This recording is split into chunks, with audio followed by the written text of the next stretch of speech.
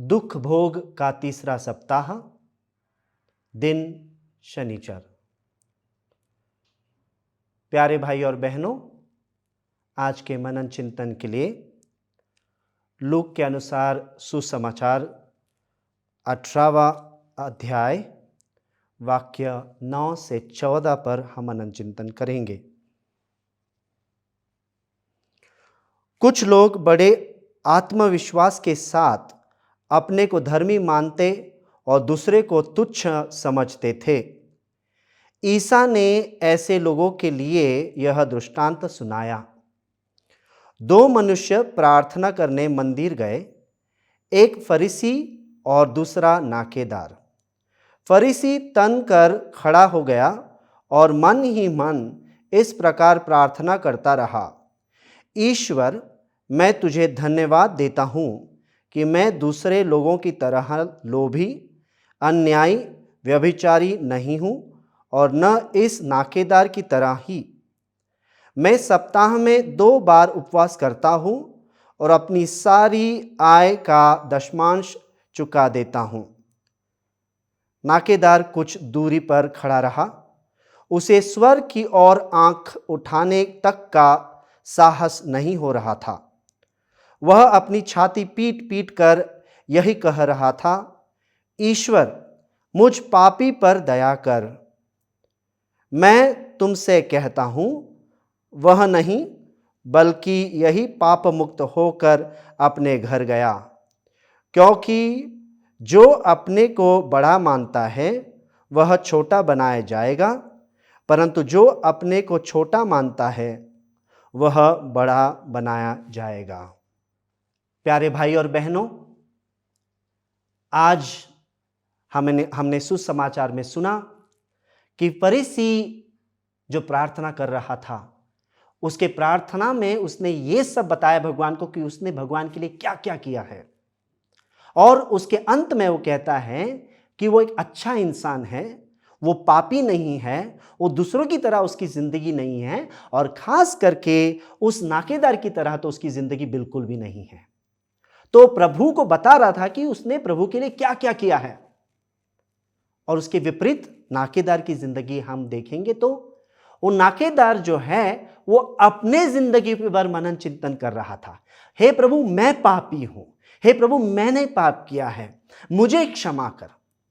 और इस नाकेदार ने अपने पापों को स्वीकारा, और खास करके उसने किसी पर भी दोष नहीं लगाया कि इसके कारण मैंने मेरे जिंदगी में पाप किया है। ना ही उसने कहा कि मैं उस इंसान से बेहतर हूं। हमारी जिंदगी में मेरे प्यारे भाई और बहनों, दुख भोग का काल प्रभु ने हमें दिया है ताकि हम हमारे जिंदगी पर मनन चिंतन करें। मगर अक्सर ऐसा होता है कि हम कभी कभार प्रभु से हम कहते हैं, मैंने तेरे लिए ये किया, मैंने तेरे लिए वो किया, मैंने प्रार्थना की, मैं मिस्सा के लिए गया था, या मैंने दान धर्म किया है, या मैं वो सामने वाले इंसान की तरह नहीं हूं, या मैं उस पापी की तरह नहीं हूं। अगर हम प्रभु को ये सब बताएंगे कि मैंने प्रभु के लिए क्या किया है और मैं दूसरों की तरह नहीं हूं, तो हमारे जिंदगी में बदलाव बिल्कुल नहीं आएगा। सच्चा बदलाव अगर हमें हमारे जिंदगी में लाना है तो हमें उस नाकेदार की तरह हमारी जिंदगी बनानी है। दूसरों की जिंदगी की तरफ देखने के बजाय, दूसरों को दोष देने के बजाय, दूसरों के से तुलना करने के बजाय मैंने मेरे जिंदगी पर मनन चिंतन करना है। हे प्रभु, मैंने गलत किया है, हे प्रभु, ये मैंने नहीं करना चाहिए था, मगर तुम मुझे क्षमा कीजिए, मेरा दिल पश्चातापी हृदय हो गया है।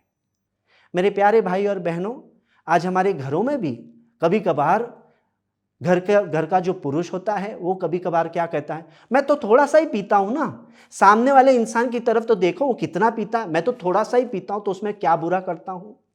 या कभी कभार घर की स्त्री कहेगी, मैं तो कभी कभार आराम करती हूं, वो सामने वाली जो स्त्री की तरफ आप नजर डालोगे तो क्या वो गलत काम करती है, मैं उतना तो बुरी नहीं हूं। या हमारे बच्चे भी कभी कभार हमारे माता पिता को बोलते हैं, मैं तो आपसे सिर्फ एक छोटा सा मोबाइल मांग रहा हूं, पड़ोस का बच्चा उसको तो बाइक चाहिए। मेरे प्यारे भाई और बहनों, ये जो तुलना करके ये हम कहते हैं मेरी ज़िंदगी उससे तो अच्छी है, तब हम बढ़ेंगे नहीं, हम पाप की ज़िंदगी में हम धंसते जाएंगे। सच्ची कहा तो घर के पुरुष ने, स्त्री ने, बच्चों ने ये सोचना चाहिए कि प्रभु ने मुझे सिखाया कि मैं और अच्छा बनना चाहिए, तो मैंने एक अच्छा पति कैसे होना है उसकी तरफ नजर डालना है, ना कि तुलना करना है। मैंने अच्छी पत्नी कैसे बनना है उसकी तरफ नजर डालना है, ना कि दूसरी स्त्रियों से तुलना करनी है। और खास करके बच्चों ने भी, मैंने सबसे अच्छा मैं अच्छा बच्चा बनना चाहता हूं, ना कि मैं दूसरों से तुलना करूं, मैं प्रभु की तरह बनना चाहता हूं।